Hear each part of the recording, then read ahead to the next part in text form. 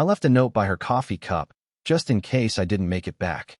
That's what a 7-year-old girl said after jumping out of a moving school bus window to escape her driver. Yeah, that happened. Now let me back up a sec. It was a Thursday in Westfield, Illinois. You know the type of town, quiet streets, waving neighbors. Pickup trucks parked outside diners where folks still argue about pie crusts and baseball. A place where nothing ever really happens, until it does. Officer Matthew O'Connor was 6 months into his transfer from Chicago, still getting used to the peace and stillness that felt more like early retirement than real policing. He was sipping on his second cup of coffee, half reading a patrol report about a raccoon in someone's attic, when the 911 line rang. 911, what's your emergency? He expected to hear something about a parking complaint. Maybe Ms. Henderson's cat got stuck on the garage roof again. But what he got chilled him to the bone. A small voice. Fragile, scared. Shaking. Please, the bus driver did it again. I jumped out the window. I'm hiding. He froze. The girl was terrified, but she wasn't panicking. She was precise. Smart. It didn't feel like a prank or exaggeration. It felt like truth. My name is Emma. Emma Louise. I'm behind Mrs. Peterson's white fence on Maple. I had to run. Matthew's heart kicked into gear. A kid Emma's age jumping from a school bus? His own daughter was 8. He couldn't shake the thought. What if it were Katie? He raced out the door, radioed dispatch, and stayed on the line. Emma told him the man's name. Mr. Harold. Bus number 47. Said he looked normal when others were around. But when they were alone. You're not in trouble, Emma, Matthew said. You did the right thing. Then, silence. A door slammed. Footsteps on gravel. A voice, distant, angry. Emma. Louise? Where'd you go? Matthew hit the gas, red and blues slicing through the afternoon calm. He turned onto Maple Street and spotted it. The bus, parked like nothing had happened. Mr. Harold was talking to a clipboard-carrying woman. Casual. Routine. Harmless, if you didn't know what you were looking for. Behind a white picket fence, Matthew saw it. A green dress. A teddy bear. And the eyes of a little girl who'd seen too much. She didn't cry. She looked up at him like someone hoping this time, just maybe, someone would actually believe her. I'm Officer Matthew, he whispered, kneeling. You called me. You're safe now. Her voice was barely a breath. I wasn't sure anyone would come. He asked what happened. She hesitated, looked toward the bus, then said, he always made me sit in the front. Called me his special helper. But it didn't feel special. It felt scary. She explained how Harold acted normal when the bus was full. But as the kids were dropped off, the mask slipped. He'd say things about her looks. About special secrets they shared. He'd watch her in the mirror. Compliment her hair. Ask her not to tell. But that day, something changed. After all the kids got off, he stopped the bus early and told her he wanted to show her something in the back. That's when she ran. Pushed open the emergency window and jumped. Scraped her knees. Didn't stop running. Matthew swallowed his rage. His instincts were screaming. But he needed to do this right. Then came the twist. Harold, still smiling, walked up like nothing had happened. Seen a little girl? He asked, pretending concern. Emma's probably just playing hide and seek. Matthew played it cool. Let's all sit down and talk. You, me, Emma, her grandma.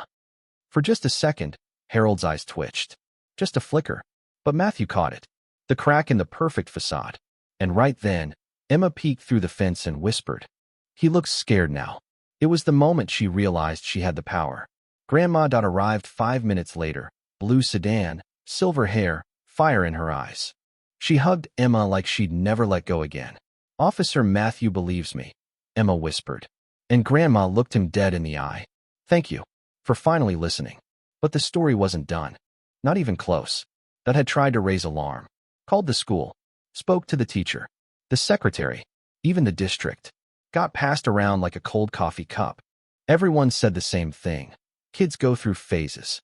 Don't make assumptions. Mr. Winters is a good man. Matthew saw the pattern.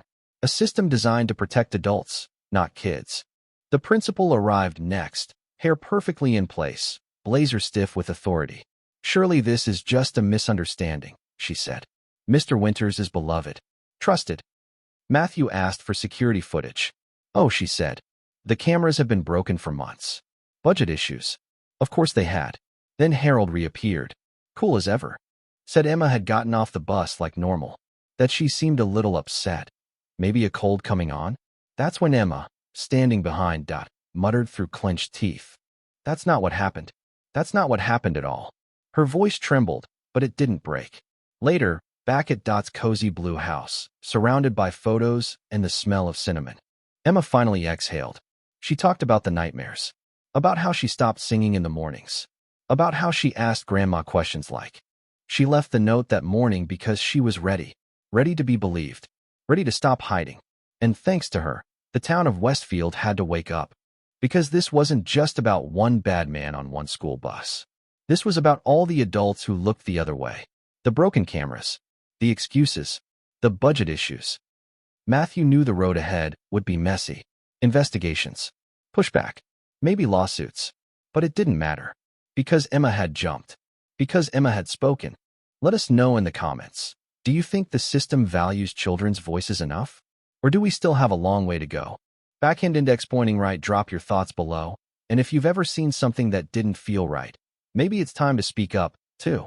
3 weeks after that day, the day Emma jumped, Westfield tried to go back to normal. Kids still lined up at the bus stop. Cafes still served coffee like nothing had happened. And folks still made polite small talk like that headline in the local paper wasn't real. Local bus driver under investigation after allegations from 7-year-old student. That was the sanitized version. The truth was far messier. Because while Harold Winters was pulled from his route, he wasn't arrested. Not yet. Ongoing investigation, they said. Need more evidence. What more did they need? The whole town had heard the 911 call. They saw Emma's scraped knees, her trembling voice, her eyes. But the school board? The sheriff's office? The legal teams? They needed proof. Emma, meanwhile, was slipping. She stopped sleeping, started biting her fingernails raw. She wouldn't go outside, wouldn't play with her dolls, wouldn't talk. Except to one person, Officer Matthew.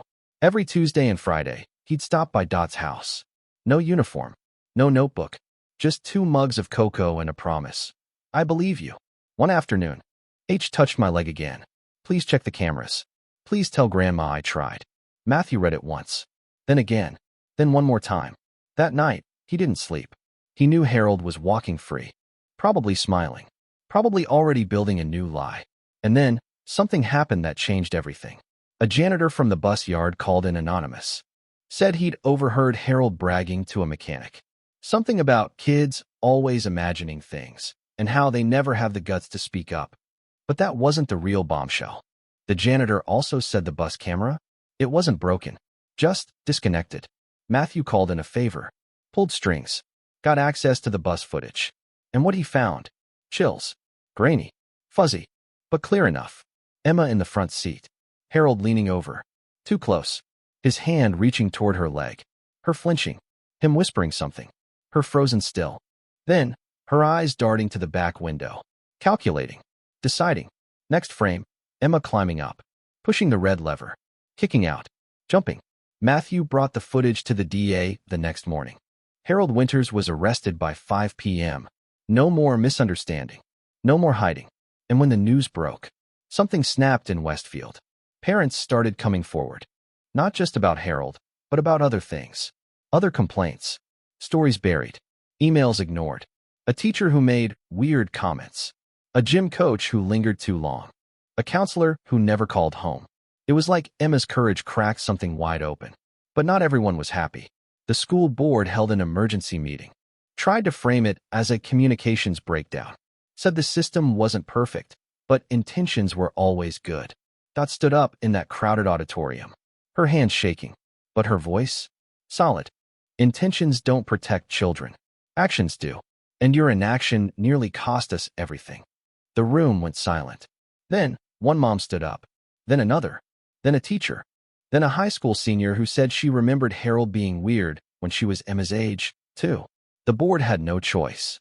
Investigations were launched. Policies rewritten. 2 board members resigned. And Emma? She started humming again. Drawing again. Riding her pink scooter up and down the block like she owned the world. But the story didn't end there. Not really. A month later, Matthew got a letter. Handwritten. Green ink. Folded 6 times. Thank you for believing me when nobody else would. I think I want to be a cop now. Or maybe a bus driver. But only a nice one. It was signed. Emma Louise. age 7.5, and not afraid anymore. So now I ask you, would you have believed her? Would you have looked at a quiet little girl with a shaky voice and trusted that she knew the truth better than the adults trying to protect their reputation? Or would you have been one of the people who said, let's wait. Let's not jump to conclusions? Because Emma didn't jump to conclusions. She jumped to survive. And the only reason this story has an ending at all is because she refused to stay quiet. Backhand index pointing right, drop your thoughts below. Do you think the school system should be legally accountable when they ignore warning signs like this? Should there be criminal charges against those who helped cover it up? Let us know in the comments. And if you've ever doubted whether a child's voice matters, maybe it's time to listen harder.